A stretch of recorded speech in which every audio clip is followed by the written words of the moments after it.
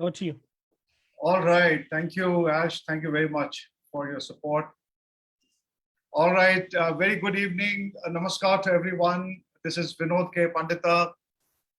Again, I'm here with this talk show, which is one of the most important and one of the digital arms of our Global Kashmiri Pandit Business Foundation.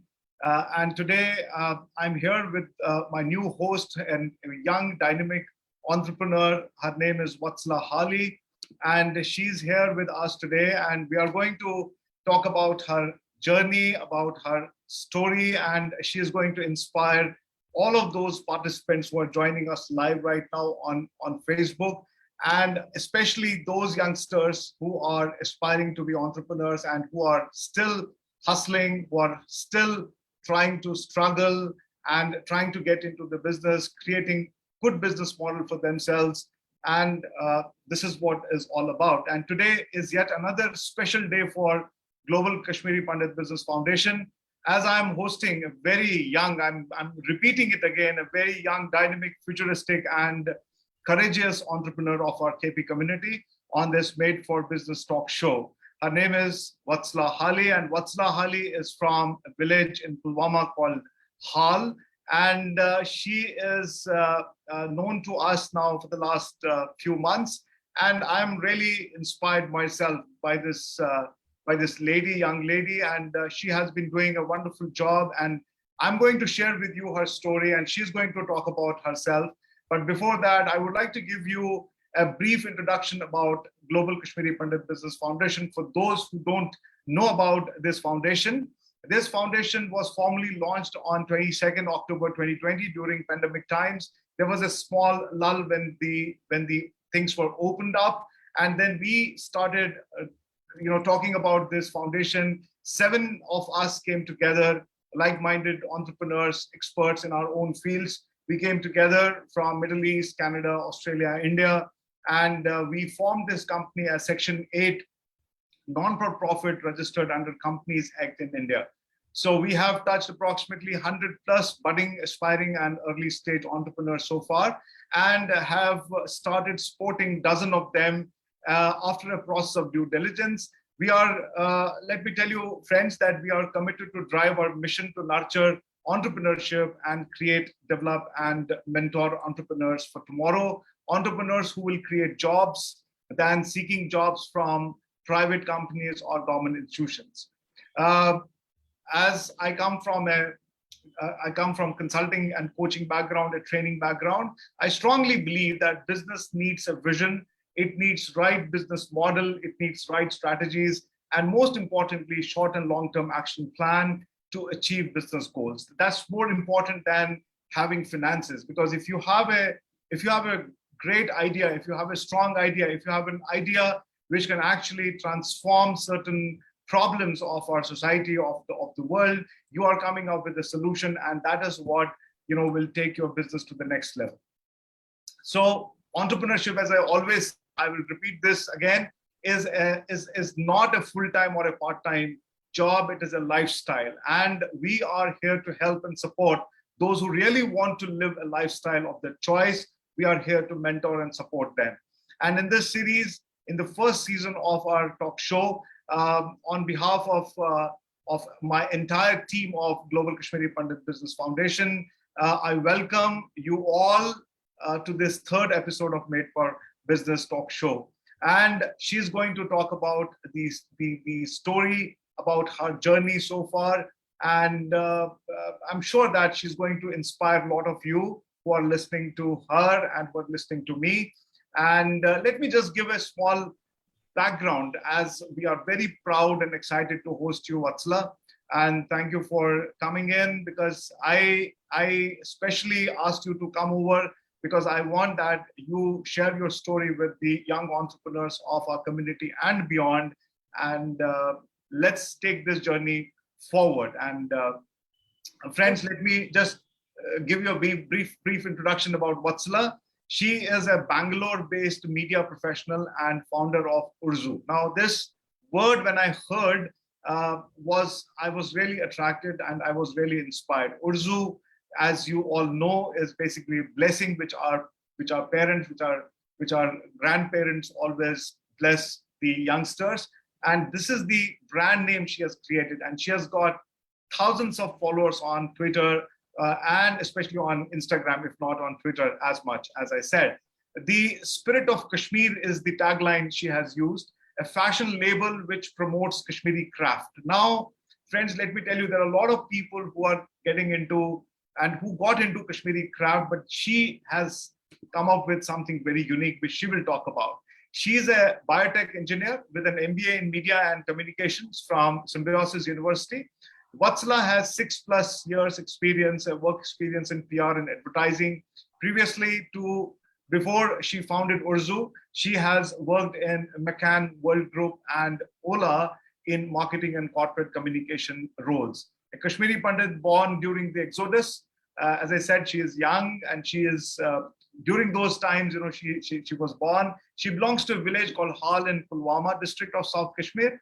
Growing up during post-Exodus years left an indelible impression on her, leading to the quest for promoting Kashmiri craft through Urzu. And she will talk about this more than I have anything to say. So over to you, Vatsala. My first question to you before I introduce Urzu later is that how did it happen? How did you came into this business? Because you were having a very cushy job in corporate world.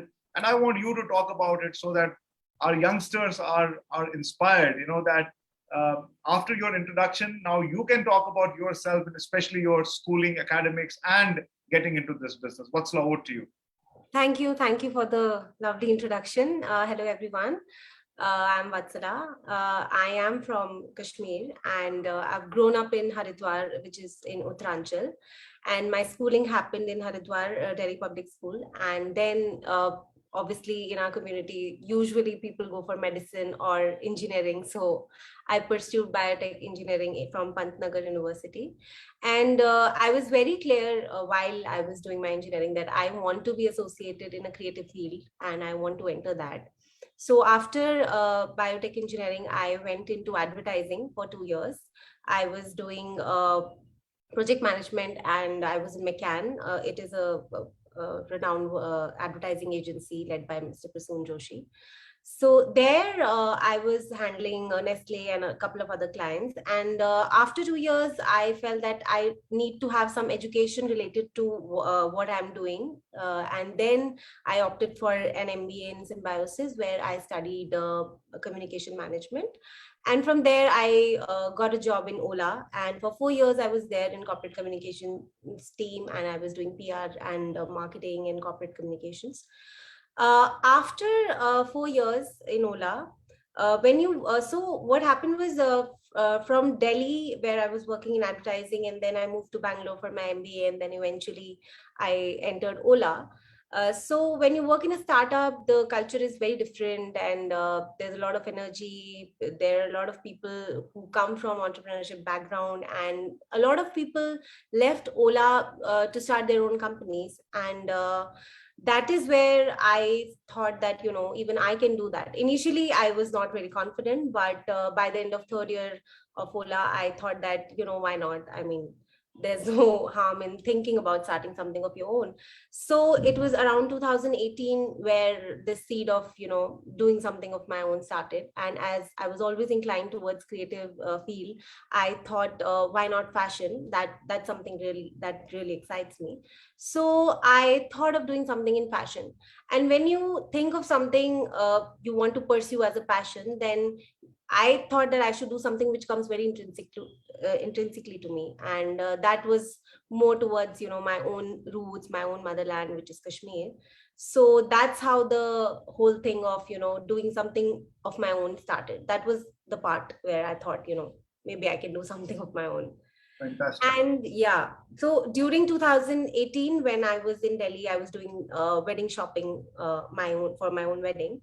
I saw that Kashmiri fashion and Kashmiri craft is very underrepresented in the mainstream markets, and even people who have shopped in Delhi or in other markets, they must have seen there are a lot of other regions which get a lot of coverage in terms of like Banarsi or Ikkat or Bandhni, or all these crafts are very much represented even in mainstream fashion, in markets or overall.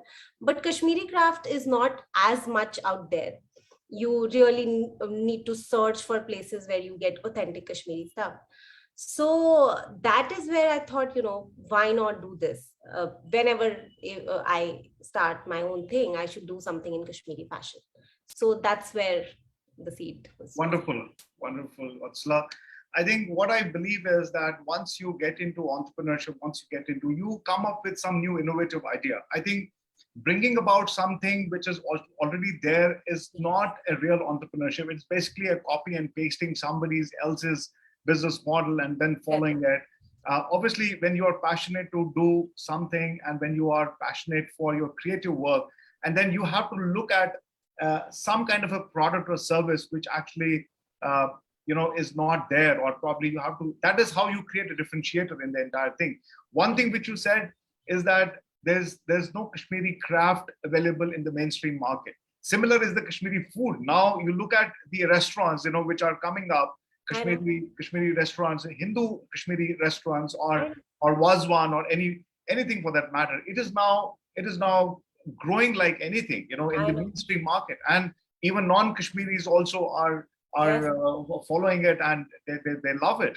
So that is where the entrepreneurship come in. This is what I want to emphasize, that you have to be enterprising. You have to innovate something new. You have to bring about some change in the society. You have to do something different than what people have been doing.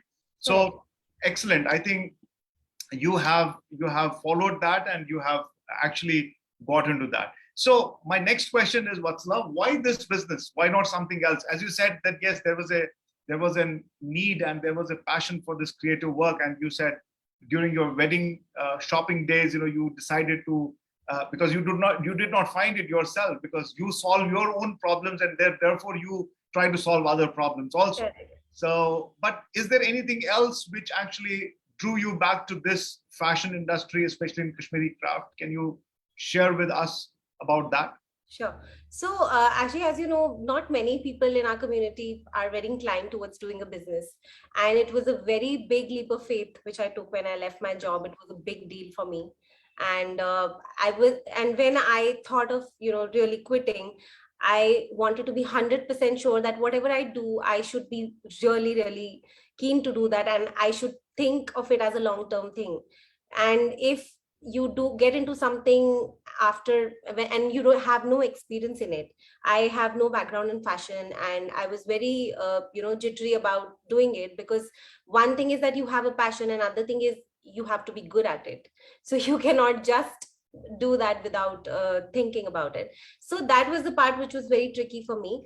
But as I said, when I saw the gap, whenever you start something, you need to find a problem. There has to be a gap which you fill. There has to be something which is not already there, and you solve for it. So when I saw that gap, and I thought that this is something I want to do, and this is something where I can add value to, that is the moment I thought, no, this is what I'll do. And that's when I started connecting with the artisans in Kashmir. And that's how, and in fact, it was during the pandemic. I mean, in 2020, I quit my job, and March I quit, and then the pandemic started.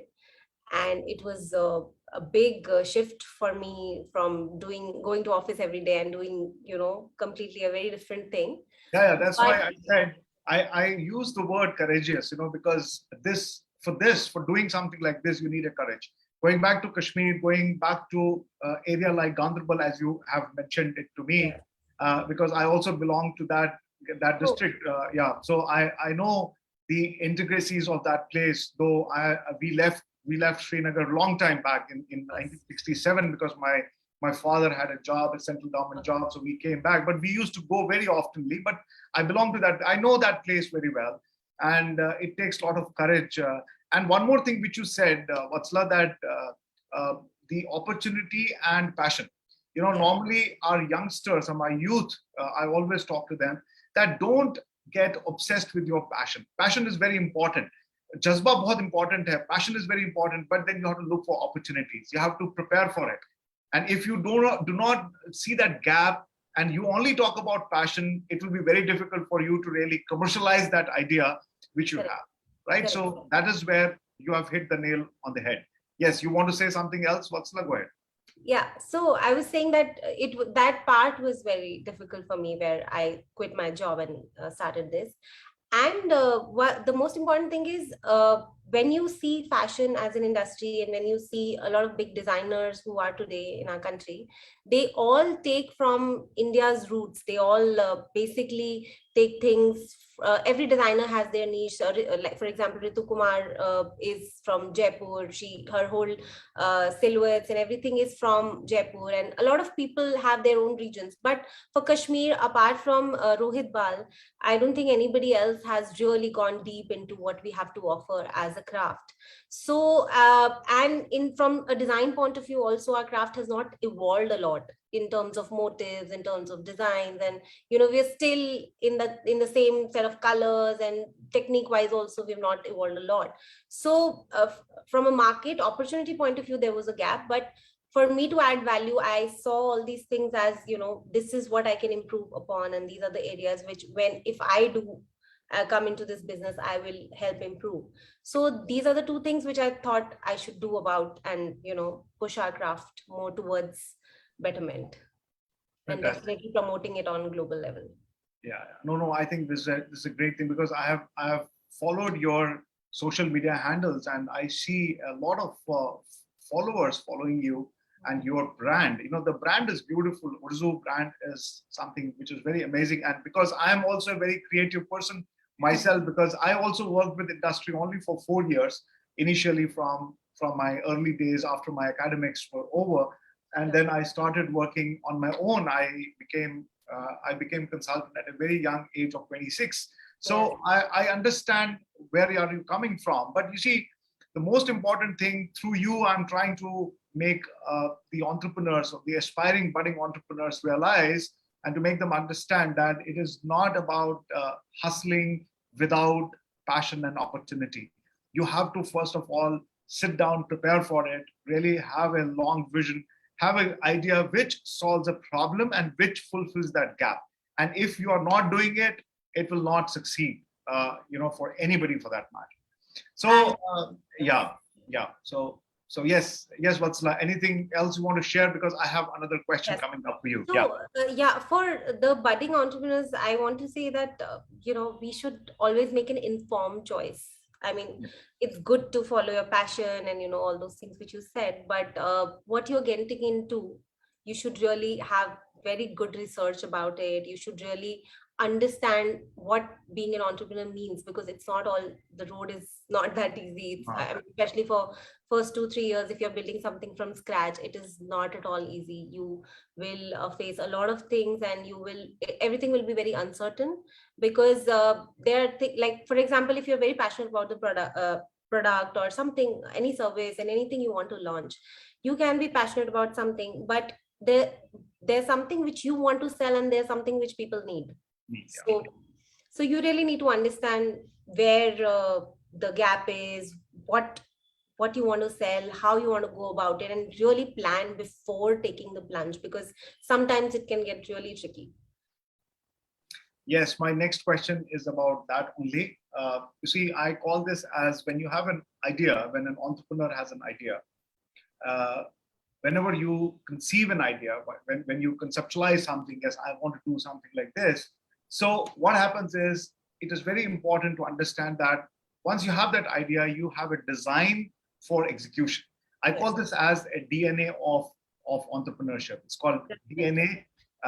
Biologically, DNA is a different abbreviation, right? So, but DNA, I always say, it's a design, nuance, and action. So once you have your design, the business model design is correctly done, and then you have all the systems and processes and automation systems and your complete ecosystem in place, the way you have created, and then you have to just take the right actions at the right time.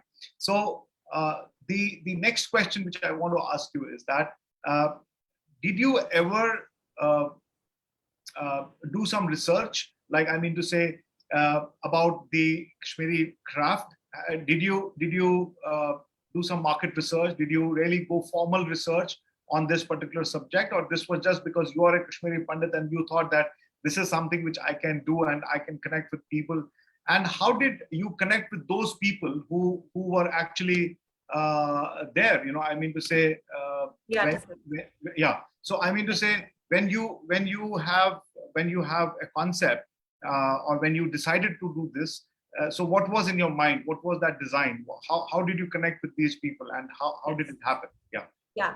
So, as I said, when I started to pursue this and I quit my job, I did a certification course for 2 months just to understand what does running a retail fashion label mean. I had to do something because when you have absolutely no background, you really need to start somewhere. So I did that from London School of Art, and that was online because pandemic had started.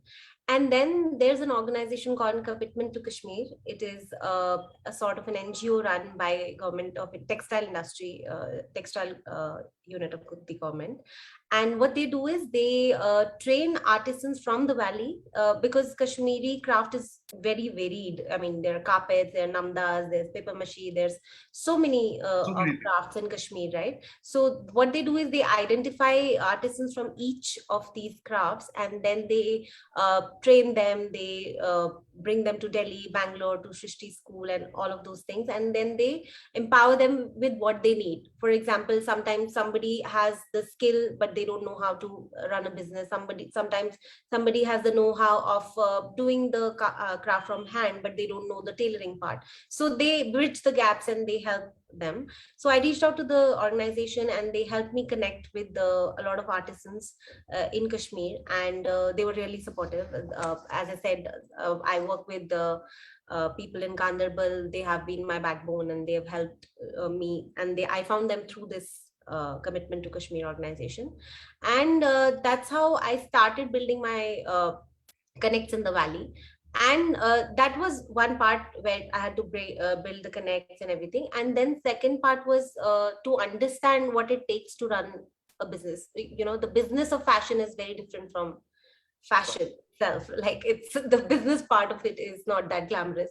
So that was something which was a big challenge for me, because fashion is not very simple. It is very deep. To create a garment, it takes like 20-30 steps. You need to have a manufacturing unit, you need to have the know-how of the fabrics and how patterns are made. It's an industry in itself.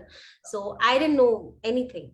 So first part was to do the research, do that course, and then I connected with the artisan, understood how they work, what is the system in Kashmir, how do they produce stuff and everything, and how can I then, because of the distance and because of the pandemic, I couldn't go there.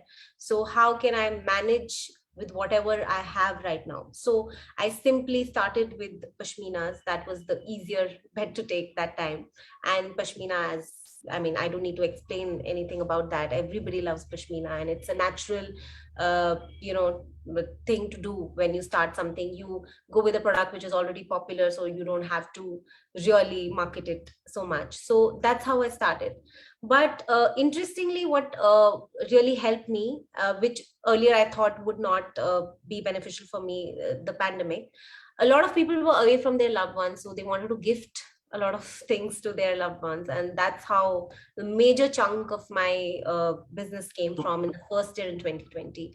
And slowly I started picking up, curating colors, and then I started with the RE embroidered stoles, and eventually for the first year I was sort of, I tried to get as much as I could from both Kashmir, I mean, with the constraints I had, but I managed it in the first year. Yeah. And after I had some connects in the valley, and then I got in touch with some designers here, and they helped me out to understand the intricacies of fashion and everything. That's how by the end of 2020, I was in a position to, you know, get things rolling for Great, Urzuv. great, wonderful. So how did your family support you? Like, what was their role in the entire journey?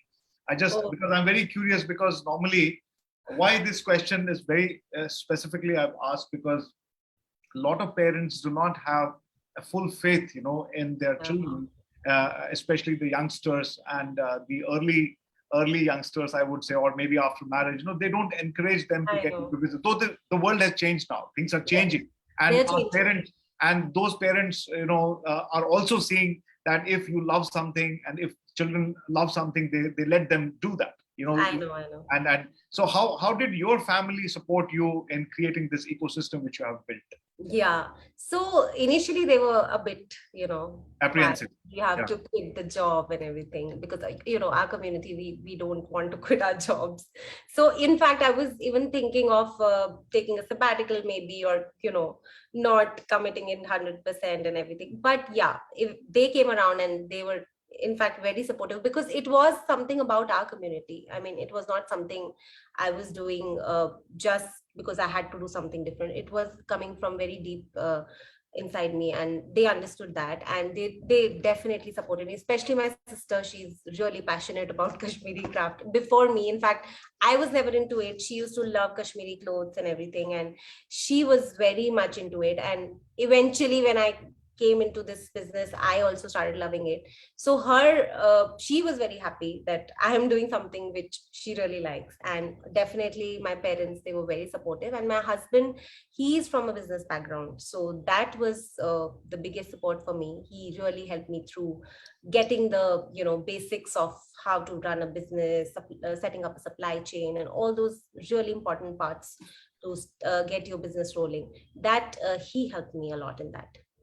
Superb, superb. So my next question is a trailing question to that.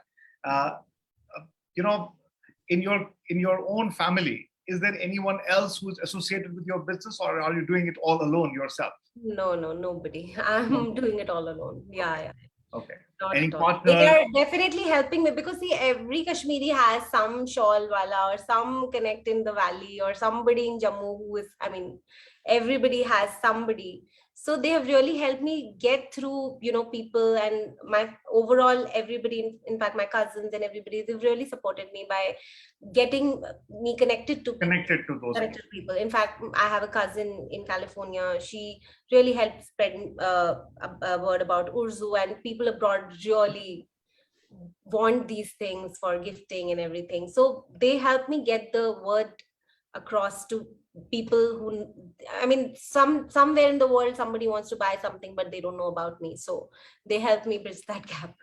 No, networking definitely helps. Definitely. It Yes. definitely works. And what better than networking within your own community, because we have a million of people, and then their friends, and then there are extended Yes. families, and also it's a huge Yes. market for yourself. It's especially, yeah.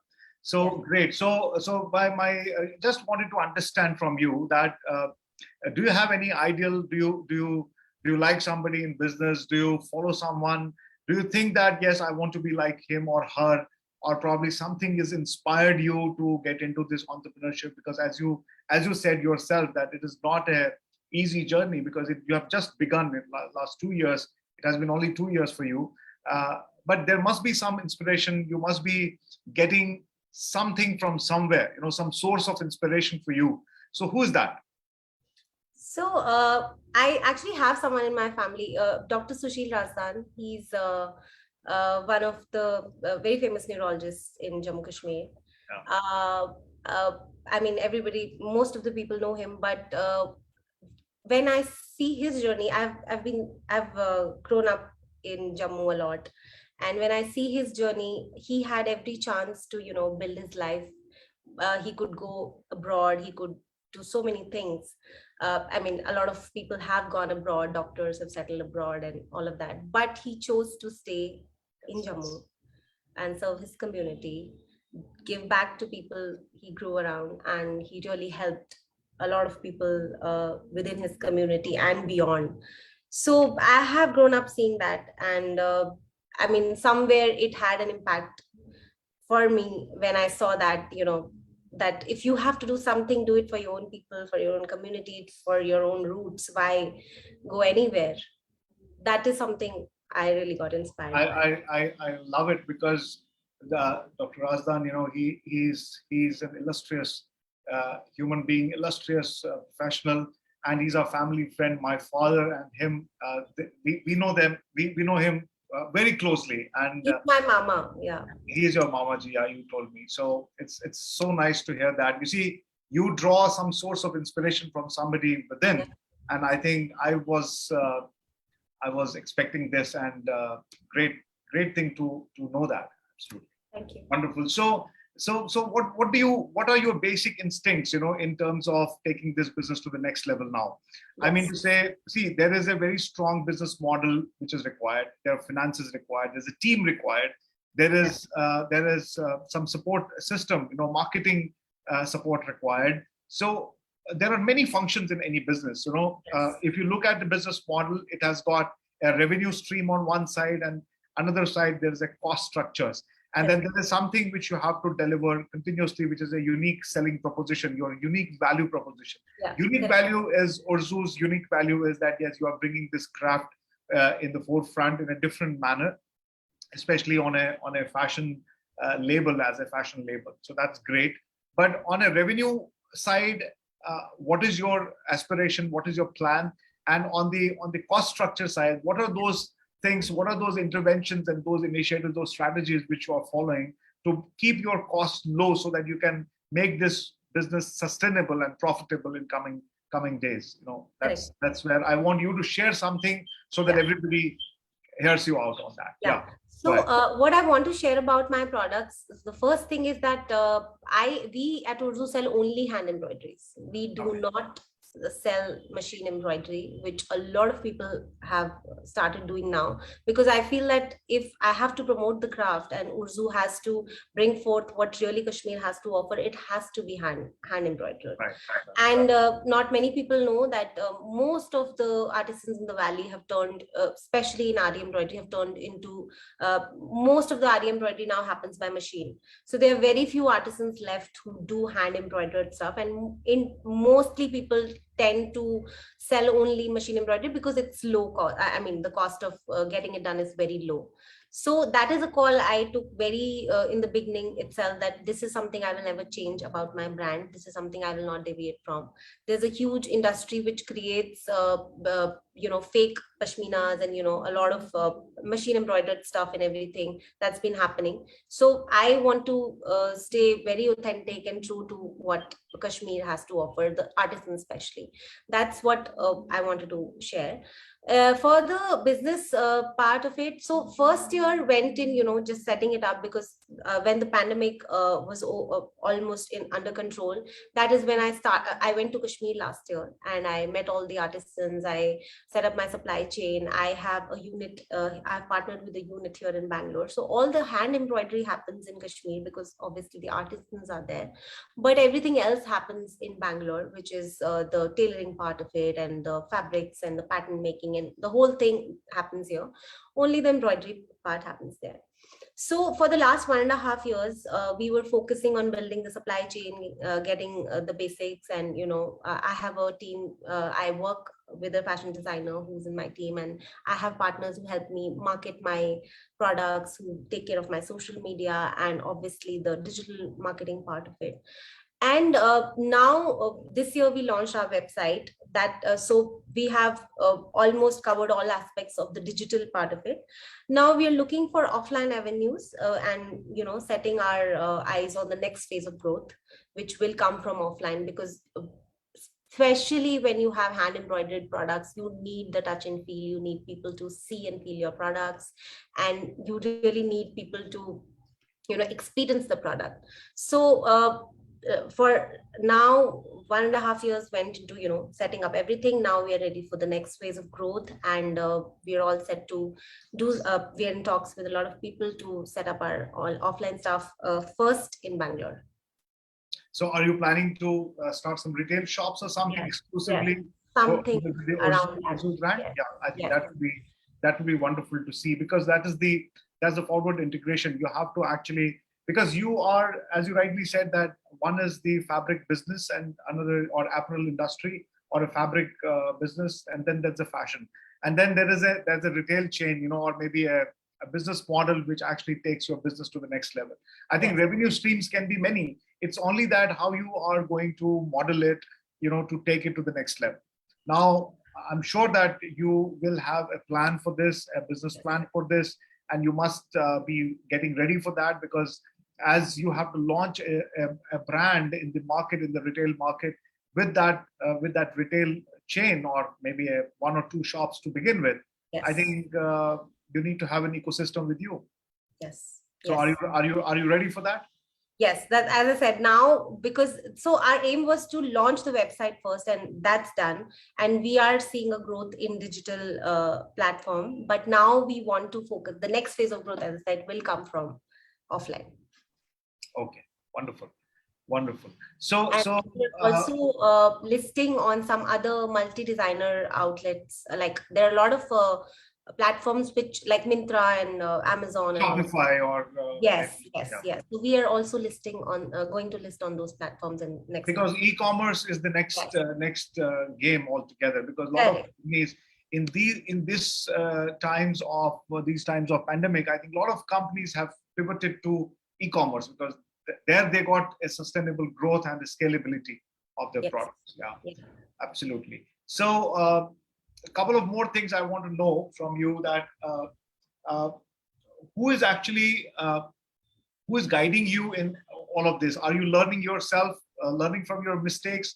Do you think that mistakes teach you more than the successes? Do you have, what is your belief system, in really building up the organization? See, it's not about Vatsala Hali and Urzuv, it's about the entire team and the ecosystem which you are building. Maybe you have certain processes which you have outsourced, say for example, digital marketing, or maybe Yeah, finance and accounts, or maybe something, because and business needs everything. It is yeah, built on 10, 12 pillars.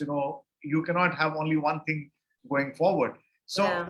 in that respect, what is your preparedness? I mean to say, what exactly are you doing in that? For running my business, or I Yeah, mean, running your business smoothly. I mean to say, the question. yes, Yeah, yeah. yeah, yeah. So for what I have, I mean, in the past 1.5 years, as you said, I have done a lot of mistakes, and I have learned from them. But what I have learned, and I would recommend this for a lot of entrepreneurs also, that we really need to improvise a lot when you're doing something new, and you cannot just get stuck to one thing, that this is what I want to do, and put blinders on and just go for it. You really need to keep improvising all on the way, and that is what I have maintained in my business, but not letting go of your basic principles and forgetting why you started what you started. For example, in terms of cost structures, because we are doing hand embroidery, the cost is too much in terms of, because hand embroidery, anything to be hand embroidered, it takes at least 1 or 2 months for one stole or shawl or any garment to be prepared. So it is a very intensive thing. But and at a lot of junctures, I was getting recommendations, let's do some machine embroidery in it, and let's do some uh, you know uh, Yeah, to make it let's more cost modify our effective. model Yeah. and everything. But I just didn't budge on that, and I stuck to that. There are other ways to reduce your cost. There are design modifications you can do. There are alternate fabrics you can use. There are different ways to do it. You have to improvise, but you have to stick to the basic principles, otherwise your brand essence goes for a toss. And along the way, there are many temptations which come, and you can pivot, you can change everything, but you should not forget why you started what you started.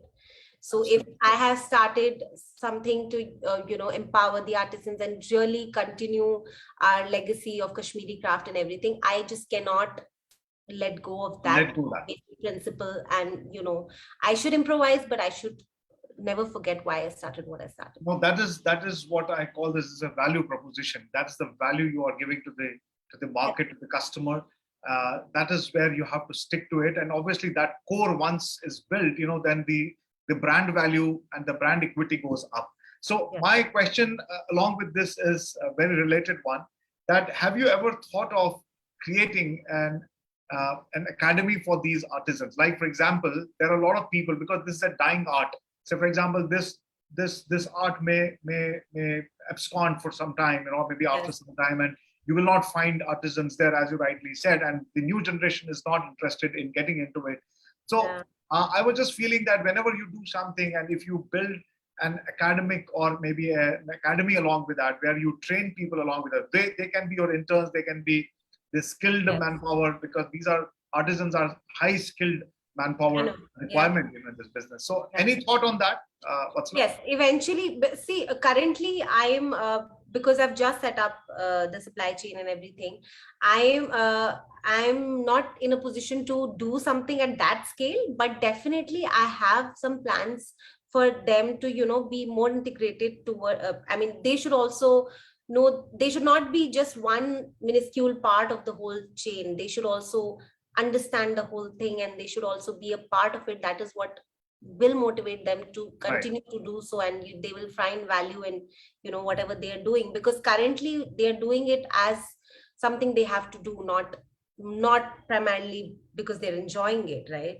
But if you include them and in a lot of the other things, and if you give them the bigger picture and meet them often, bring them here, all of those plans are there, because when we start the store, we will need people here, and we will need to set up things here also. So that's in the I plan. think that will be. I think that will be another thing, which you can start, because that's going to be a significant contribution in this Right. particular trade. Have you ever thought of raising funds for your business, for your company? Have you ever thought of that? No, currently we are bootstrapped, and when I started, I was very clear about this, that till I will not burn a lot of cash. I mean, usually startups have this This thing that tendency, this tendency a that they fashion. It has become a fashion yeah. now. Yeah. Yes, it has become a fashion, and I didn't want to do that because it is just not what I believe in. So I, from the very beginning, have a very conscious approach in terms of the cash and the revenue part of it. I mean, I don't have a big team. As I said, I do most of the things myself. I hired somebody like 2-3 months back. Till then, I was doing everything on my own. So it's a choice you make when you start a business. Either you hire a team, you get a good office, and you invest big in terms of marketing and making your product and all of that. But I was very sure from the very beginning, I will never uh, jump to something which I cannot control later. So I will do it Nice. sustainably, slowly, and I will do it at my pace. Till last year, we crossed more than 12 lakhs in revenue. So we are doing decent. We are not growing as much as we should have, but we are growing at a pace which I am comfortable with. That's wonderful. I think this is what all the aspiring entrepreneurs and people who are struggling, who have started and they're not getting anywhere. You have to start small, and you have to first of all sustain it. Sustain it consistently, build a brand, create some customer base for yourself, and then take it to the next level. And then I take think it to the next level. the most pivotal point is when you find your product market fit. That is the main thing. Till the time you don't do that, you should not. I think from my experience, I can say you should not just splurge money into anything and everything. Like, I didn't have a website for a good one and a half years. Yeah. I mean, a lot of people would say, why run a business? How do you get orders and all of that? But I did it because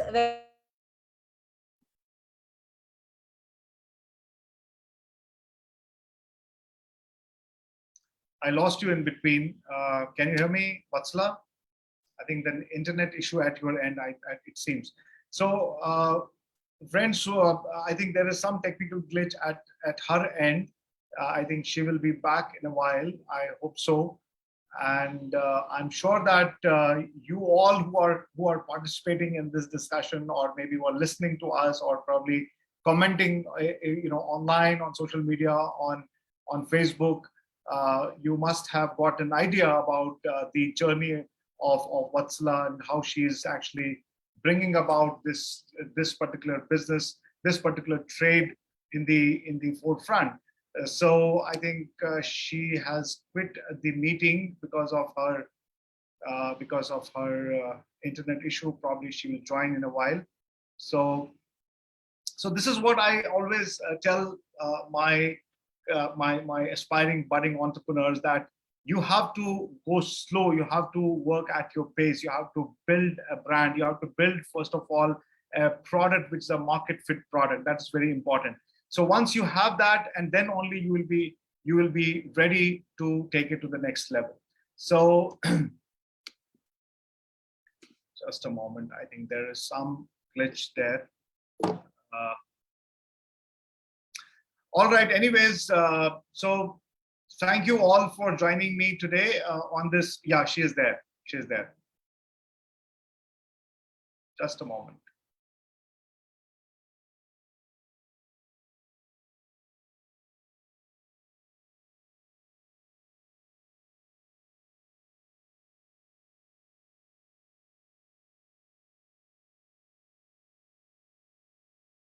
Vatsala, can you hear me? Are you there? There's some technical issue at her end. Friends, just a moment.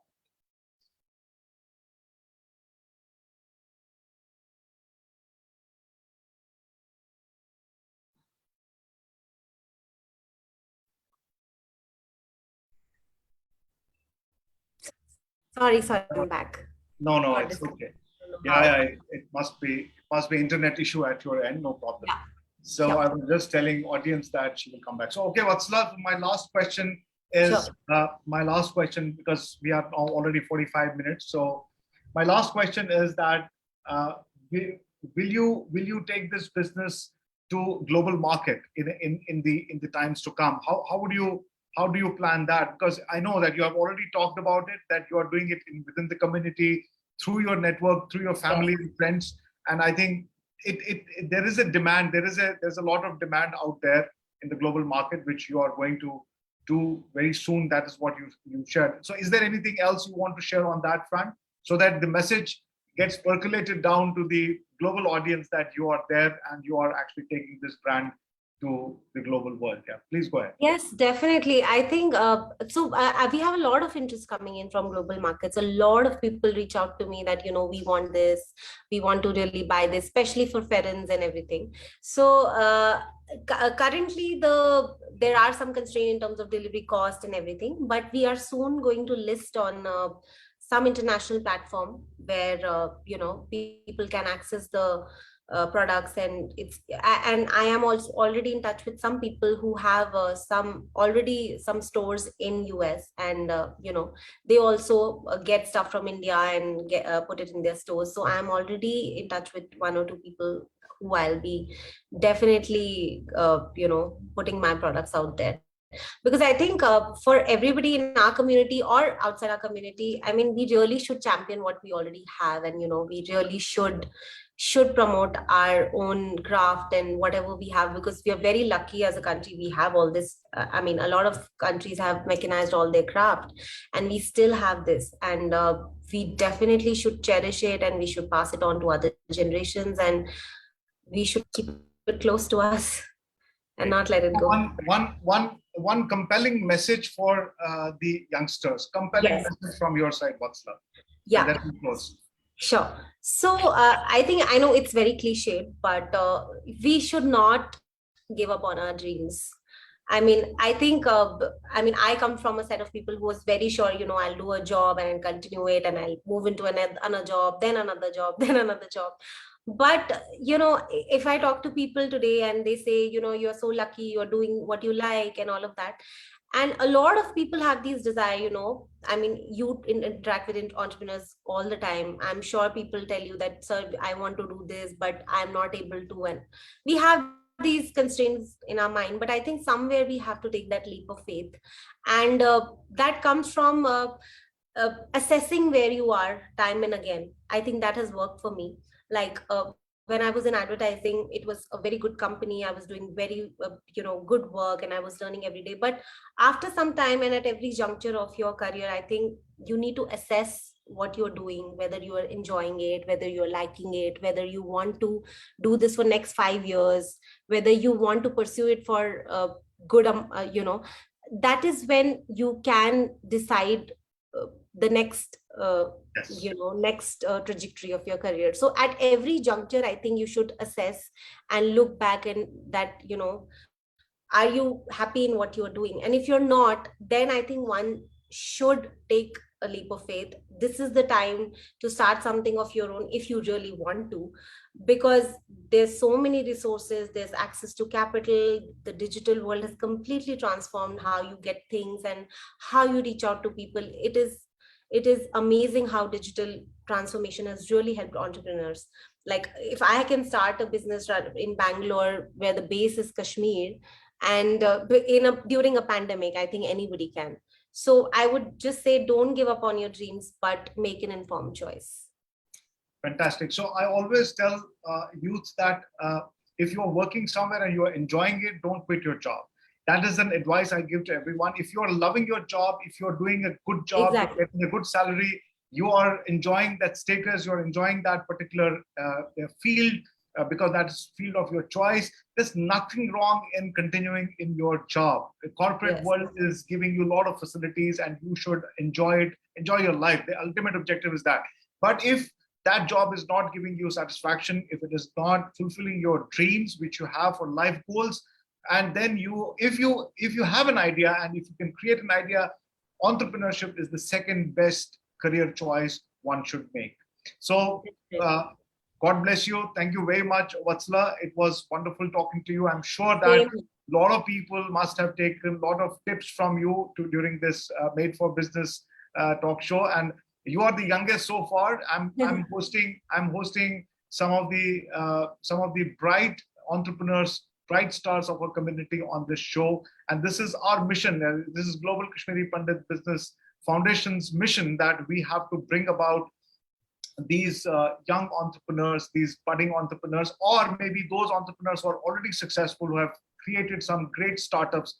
I cannot tell you, I have met hundreds of Kashmiri Pandit entrepreneurs on the way, and I am amazed to see what great jobs they're doing. Exactly. And that world should know, our community should know, our youngsters should know that there is a possibility, there's a huge potential in entrepreneurship. And if they have a great idea, if they have a solution for a problem, they should jump into it. And you should get mentored by somebody, you should get some coaching from somebody, or as you said, that you got yourself trained on fashion labeling system, because that was your core business idea. I think that's a great idea. So everybody should learn from this. And with this, Vatsala, I wish you all the best. Thank you for having me. Thank you so much. We will speak with you. We will speak. Yeah. It's always a pleasure. And thank you very much once again. And catch you soon. Bye-bye. Thank you so much. Thank you. Bye.